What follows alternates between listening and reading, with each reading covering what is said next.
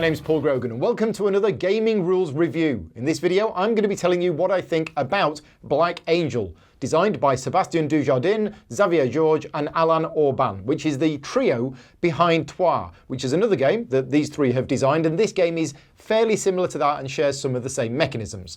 This video is only made possible thanks to the support of my Patreon campaign. So a big thank you to all of my Patreon supporters for making this video possible, and to those who voted on this as one of the two games that I would review this month. Each month I put a list of games up to my Patreon supporters and they vote on which games that I should review, and this is the one that they chose. So if you like the content that I make and you want to join in with the voting for next month's games, please consider supporting me over at patreon.com. So on with the review. The game is published by Pearl Games, who were very kind to send me a copy of the game. I have, however, got a French copy of the game, which is why the rulebook is printed out. The game is language independent, apart from the rulebook and the player aid, so having a French copy of the game is fine. The English copies all disappeared. The copy that was put aside for me apparently went missing, and they only had French ones left, which is why I've got the French version of the game. But anyway, thank you very much to Pearl Games for sending me a copy of the game for review. I have played this game, I think, 5 times, although according to BGG, I've played it 0 times, which proves that I'm not very good at updating my playlist. So I've played it solo a couple of times, I've played it 2-player, I've played it 4-player, and I've played it once more, and I can't remember what player count. I don't think I've played it at 3-player, but I have played it enough at the other player counts, so this is a review after about 4 or 5 plays. Now, the setting of this game is really cool. Basically, this is way off in the future, and what's happened is humanity, because we're rubbish, we've basically polluted our planet Earth to the point where it's uninhabitable anymore and we're all going to die. So what happens is all the nations decide to get together and put aside their differences. Yeah, right. And they build the Black Angel, which is a huge mega spaceship that's going to be traveling, across the galaxy, potentially on a journey of, thousands of years, carrying human DNA. It's going to find a planet that's habitable, and it will basically start the human race again, where we will no doubt destroy that planet and then move on to another one. But because the human race can't agree on everything, the robots that are in charge of the ship are basically played by, there are different AIs, and each player in the game represents one of the AIs controlling a bunch of robots that will take actions on the ship. It is a victory point game, okay? So although the thematic objective of the game is that you're trying to get to the planet Spez safely, and you might not, because there are dangers out there that might, stop the ship getting there. Either way, you add up the points at the end of the game and you decide who's won. And the point calculation is slightly different if you arrive at the planet than if you didn't arrive at the planet.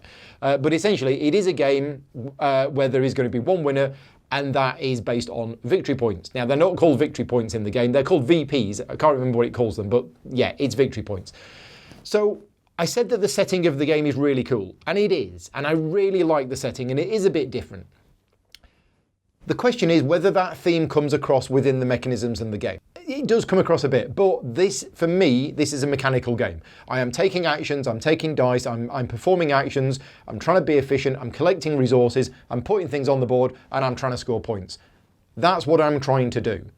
There is the thematic bit, I suppose, when you're trying to use an action that's damaged, is less efficient because that action is damaged. Okay, so there's a slight thematic connect there, but other than that, it is just taking tiles that you put on your board that will trigger abilities and move things around and trying to get points. I have no problem with that. As any regular viewers of mine will know, I am a mechanism person first. If the mechanisms of the game are good, the theme doesn't matter. I'm saying the setting of this game is really cool and I like that, but if the mechanisms of this game wasn't good, then I wouldn't enjoy playing it no matter how good the setting was. So what are you actually trying to do in this game? Well, you basically have these dice, and what happens is you will have some dice and they'll be in your area here, and on your turn you can either use one of these dice to perform an action, or you can basically do a reset. You probably, for most efficiency, you want to do a reset when all of your dice are gone, because if you do a reset too early, you will lose points based on the pips that are showing. So the game kind of encourages you to use your dice before you do a reset, but sometimes you might not want to. Because if you're left with, say, only a value 1 dice left, you might want to do a reset because you're only going to lose 1 point, and that might be the right thing to do. And when you do a reset, you're going to get your dice back, you'll clear the cards from your board, and you will move the Black Angel ship 1 space forward. This is basically a rolling board. So what happens is this tile will fall off the end, everything will slide down and the tile gets put on. And once you've been 1.5 times round, you will reach the planet Spez. But there are gribblies that are going to be appearing, which are these Ravagers. They're going to damage the ship. So that's the resetting. If you don't reset, you choose one of your dice and you perform one of the 6 different actions on this board, or you perform an action on the main board. And the colour of the dice matters, the number on the dice matters, and there's a whole host of things to take into account here. You can move little ships about on this bit and start putting cards on the board, which do cool stuff. You can remove these Ravagers, you can repair the damage, or you can take some technology tiles, which you put onto your player board, which is a little bit like engine building. And what you do is you slide things in and you slide them down and then new things come in. This is quite cool the way that this works. I believe the bit about putting cards on here, because of course the cards will go on here, and then as the boards slide down, will drop off. This is a mechanism that was used in one of Sebastian's other game, which is Selenia. And I think that mechanism was so well received that he basically put it into this game. Now, a very quick comparison, because I'm sure some people watching this video, and a couple of people have already asked me, is how does this game compare to Trois?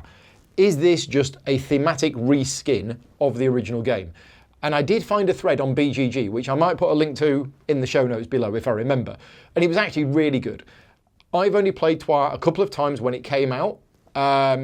I've played this, as I say, I've played this a bunch of times. I can't really remember much about Trois, but this thread on BGG that I read basically went into all of the differences of it, and it isn't just a reskin, okay? There are definitely things in this game which are different, and what that means is that there'll be people who prefer the original game and people who prefer this one. I can't remember much about Trois, but personally I wasn't too keen on the art style, and I know it's very popular and people like it. I wasn't too keen on it, so I'd probably prefer this one. But anyway, that's just a quick comparison of the two, with me not actually giving much information, but I'll put a link to where you can find more information. So the big question is, do I like this game? And the answer is yes. I've enjoyed every game I've played at this at all of the player counts, and I would like to play this game again. I'd like to play it solo again. I'd like to play it multiplayer again. I do like the game. Now, there's a couple of caveats coming, but overall, I do like this game. Why do I like this game? I said at the start, I like mechanisms in games, and this game gives you those decisions. The decision about which dice to take, because you can spend a damage cube to flip it over to the other side, so whether you do that or not, you can buy other people's dice, but then you're giving them resources. So even just choosing which dice to use is a really important decision. Then which action do you want to do? Do you want to do an action on this board, or do you want to do something on this board? Because you can plan ahead, you need to be seeding this board with cards, which will then give you actions that you can then use. So this green card that I'm showing on screen right now, okay? So if you had played this card onto the main board, then at some point in a future turn, you could put a green die on it, a value 1, 2, and 3, and for every pip on the die, you can spend a ship and a Ravager card to get 3 points. This is what I'm saying about the planning ahead. If you've put this card on the board, you want to collect 3 ships, and you want to try and collect 3 Ravager cards, then you want to use a green dice of value 3, because boom, that's 9 points. So there's planning ahead. There's planning ahead to use the cards that you want to use and use all of the stuff that you're collecting.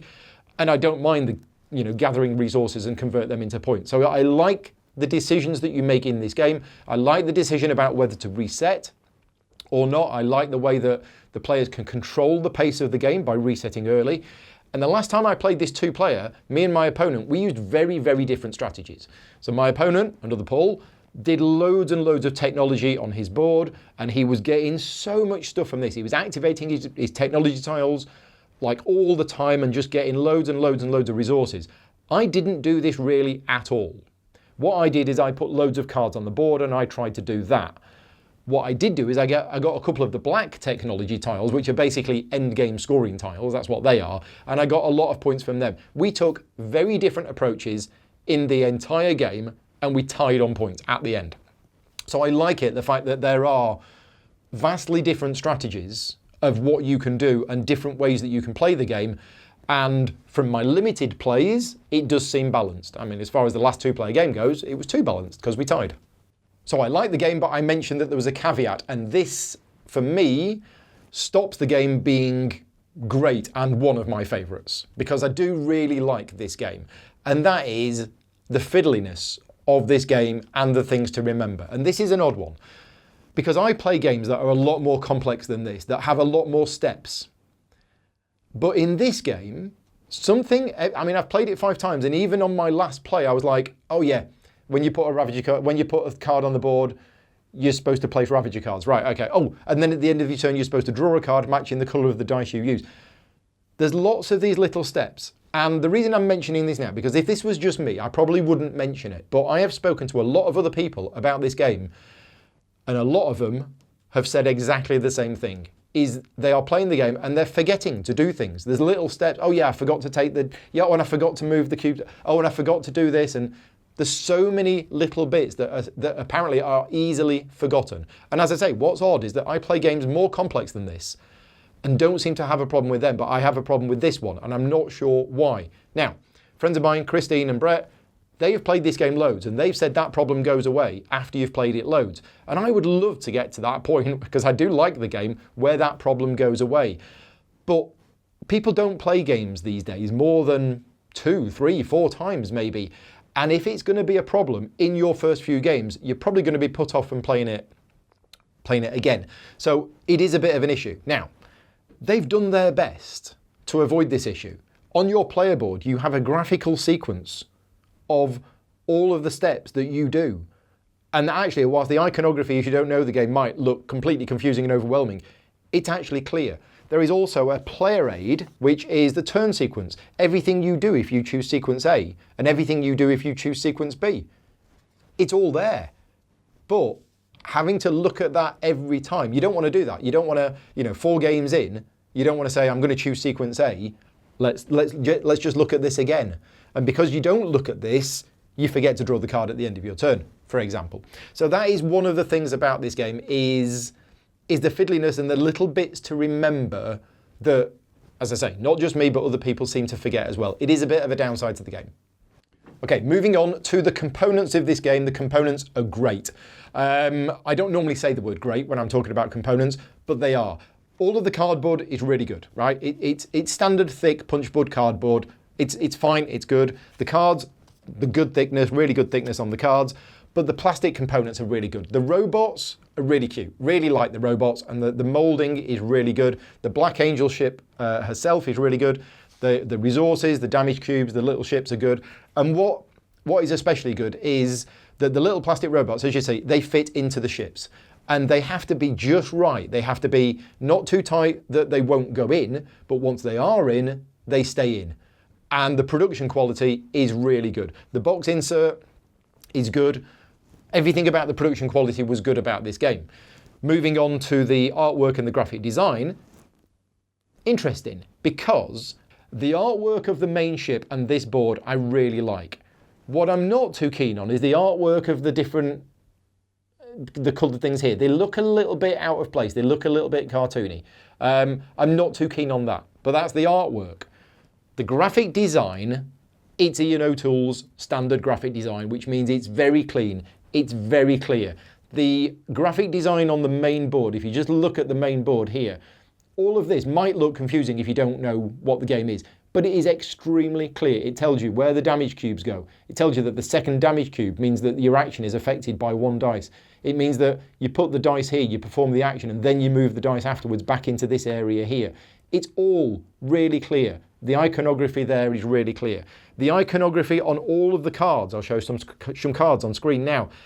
The first couple of times I played this, I went, oh wow, I don't know what that icon does. And then you look it up in the reference book, and there is a reference book containing all of the cards and all the iconography, and I'm like, oh yeah, it's obvious. It really is obvious. Once you have played the game once, this iconography, even not just once, even once you're, just starting your first game, the iconography is really clear. So graphic design, brilliant job, really clear.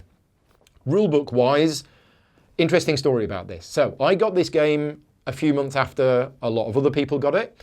And a very well-known UK reviewer, when they got a copy of the game, basically posted on social media with a picture of the rulebook and said, awful rulebook. I was like, right, okay, well, I don't have the game, so I can't read it myself. Then, a few months later, the French copy of the game arrived. They sent me the English rulebook. I downloaded it, printed it out, started reading through it and went, I think it's okay. What's going on with this? And in fact, I'd actually posted on social media myself beforehand, and I've said, look, other people have said the rulebook is bad for this game, and I was actually planning a video session where we were going to learn how to play the game from the rulebook on camera. That's what I was planning to do. So I asked an innocent question on social media and I said, look, other people have told me the rulebook for this game is really not good. Am I going to be able to learn how to play the game on camera? Because I really wanted to know other people's opinions. And a popular games designer jumped on me for a great height and told me that I'm bad for the industry by spreading rumours. So yeah, I'm not sure why, because I feel it was a valid question. Anyway, I got sent the rulebook and I read through it. It was okay. In fact, I'd go more than okay. I think it was good. It wasn't great, and there's a couple of parts of the layout. I can show you the rulebook. As I say, don't worry about the quality. This was printed off on an inkjet printer, but the rulebook generally is fine. There's one bit about the layout which is a bit of a problem, because the last bit that you do on your turn is kind of hidden away a bit at the bottom of a page, and it's easy to miss. But I didn't have much of a problem. There was a couple of bits I felt were not 100% clear and could have been clearer, but overall I didn't have a problem with it. So I was like, well, hang on a minute. If somebody else is saying the rulebook is absolutely awful, and I'm reading through it and I'm like the fussiest person in the world for rulebooks, and it's fine. Turns out I've got an updated version of the rulebook. So if you do have the original printing of this game, go online and get the updated rulebook, because the updated rulebook, and I believe there's been some other tweaks made to it since this one, and there's a new printing of the game coming out fairly soon at the time I'm recording this video.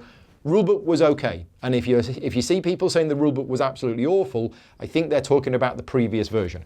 So yeah, rulebook was good. There's also the 4-page appendix, which is a reference guide, which, as I say, is really good. It's got all of the cards in, it's got everything on there.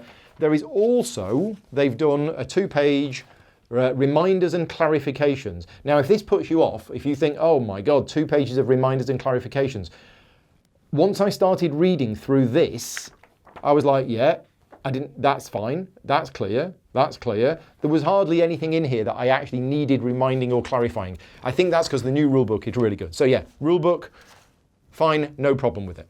And as I mentioned earlier on, the game has a solo mode. There is a deck of solo cards. I think there's 12 of them. Just reach around and get them. 1, 2, 3, 4, 5, 6, 7, 8, 9, 10, 11, 12. Yeah, there's 12 of these cards. And after you've taken your turn, you reveal a card for the AI player. And then they basically follow some actions based on the card. The last time I played it solo, I didn't even get through that deck of cards. It was only 10 rounds. If you want to see that, I actually live streamed it. So on my channel, there are 2 other videos for this game. There is a 4-player game. 4 of us play through the game. And then I did a video last week, which is a solo playthrough of it. Yeah, I enjoyed the solo playthrough. It's a challenge. I did lose, but I wasn't playing very well, and I would like to play again because I can play better than I did. And then you can change the difficulty of the setting by basically giving the AI more VP. It just makes the target that you're trying to beat harder. But I felt that the solo player mode was pretty good and enjoyable and a good way to learn how to play the game. And that is everything. So I hope you found this video useful. If you've got any questions about the game, please drop them in the comments below. Obviously share this video with your friends if you find it useful, but mainly I hope it was useful for you. And as I mentioned at the start, this video and a lot of the other content that I make is only made possible through the support of my Patreon campaign. So even just $1 a month all adds up and helps. And if you want to see more content on my channel and be in with a vote on which games I'm going to review next month, then yeah, please consider supporting me over at patreon.com. Until next time, take care and thanks for watching.